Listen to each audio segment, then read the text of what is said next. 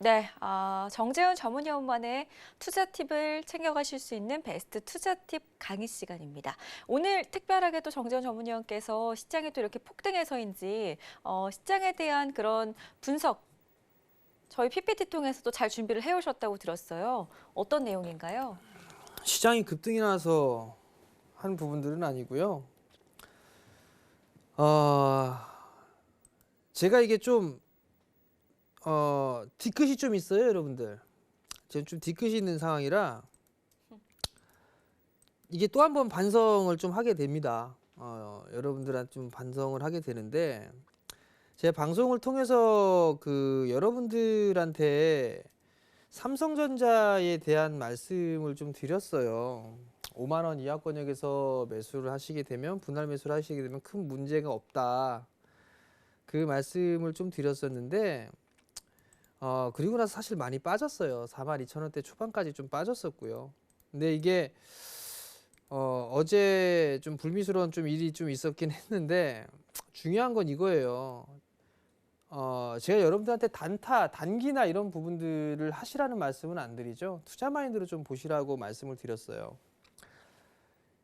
제가 초반에 시황 말씀을 드릴 때 그런 말씀을 드렸을 거예요. 저도 주식을 하면서 이마만큼의 빠지는 역사적으로 이렇게 빠진 적이 없었다라는 부분들을 말씀을 드렸을 거예요. 워런 버핏도 주식하면서 나 이렇게 빠진 적은 모르겠다라는 그런 얘기들을 좀 했었고요. 과거에 서브프라임 때 2007년도 때 워런 버핏이 철도주를 어마어마하게 투자를 했습니다. 시장에서는 저 사람 미쳤다라고까지 노망났다라는까지 표현까지 기사가 나왔었어요. 근데 결과는 어마어마한 수익으로 나왔습니다. 그리고 지금은 워런 버핏도 꽤 많은 종목군들이 있어요. 그 중에 델타항공이 반토막도 넘게 손실 중입니다. 지금. 투자 마인드로 좀 보고 있다는 얘기죠. 과연 전 델타항공의 주가를 계속 볼 거예요. 어떻게 수익이 나는가? 손절을 하는가? 갖고 있는가? 그 분을 기억을 할 겁니다. 자, 삼성전자 주가를 보게 되면 삼성전자도 반등이 나올 수가 있어요. 반등이 충분히 좀 나올 수 있는 부분들인데 이거 근거를 하나씩 좀 볼게요. 올해에 지금 삼성전자가 밀리는 그런 부분들에 있어서의 문제는 상당히 많은 부분들이 있어요. 반도체, 스마트폰, 가전, 그다음 이런 부분들이 있어요. 근데 코로나에 대한 이슈 부분들 때문에 감익은 불가피해요. 아마도 기존 수정 전망이나 이런 부분들은 시간이 지날수록 좀 더 내려갈 수도 있을 거예요. 지금 1분기 때 분기별로 보게 된다라면 수정 전망은 오히려 기존 전망 같은 경우는 지금 상당히 좀 많은 판매 대수를 예상을 하고 있었는데 이게 상당히 좀 많이 줄어들었어요. 많이 줄어들었고 연간 전망으로 보게 되면 8% 정도 일단은 좀 하향 조정될 것이다 라는 게 전망을 했어요. 그러면 이 부분들에 있어서 실적이 좀 줄어드는 일단 첫 번째 모습이 되지 않을까라고 좀 판단이 되거든요. 두 번째 부분들을 보게 되면 폴드 스마트폰에 있어서 판매 추이인데요. 좌측은 올해를 저점으로 해서 다시 21년, 22년 높아질 것으로 예상을 하고 있어요. 그 와중에 삼성 쪽에 있어서의 밀어붙일 부분들은 바로 폴더블이에요. 폴더블 같은 경우는 냉정하게 얘기해서 화웨이나 이런 쪽 안 돼요. 비오이나 이런 쪽 아직까지 안 돼요. 샤오미 폴더블 폰 아웃폴딩 방식으로 나왔는데 가격만 더 올라갔죠. 삼성은 이번에 갤럭시 Z 플립이 나왔어요. 매진 사태죠. 그러면 디스플레이 쪽 같은 경우는 삼성이 일단 최고예요. 모토로라의 레이저도 지금 흐지부지 되고 있는 그런 상황들이죠. 폴더블 스마트폰의 침투율은 크게 증가가 될 거예요. 그러면 스마트폰의 판매나 추이, 이 전망들은 계속적으로 늘어날 겁니다. 그런 부분들 좀 생각을 해봐야 될 것 같고 좀 전에 여기서 말씀을 드렸던 것처럼 아직까지 디스플레이, 폴더블 디스플레이 쪽에 있어서 생산할 수 있는 기업은 삼성전자밖에 없어요. LG전자가 애플 쪽에 공급을 하겠다라고 했지만 작년에 어찌됐든 간에 상당수의 물량은 삼성이 어쩔 수 없이 가져갔어요.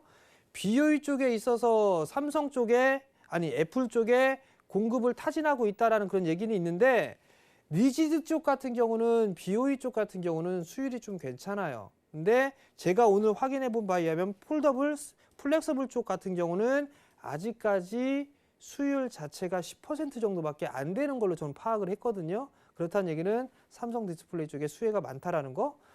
일단은 폴더블 쪽 같은 경우도 상당히 좀 늘어난다라는 거예요. 그러면 결국은 지금 상황은 일시적이라는 거겠죠. 그 다음 부분도 보게 되면 이제 D램 쪽이에요.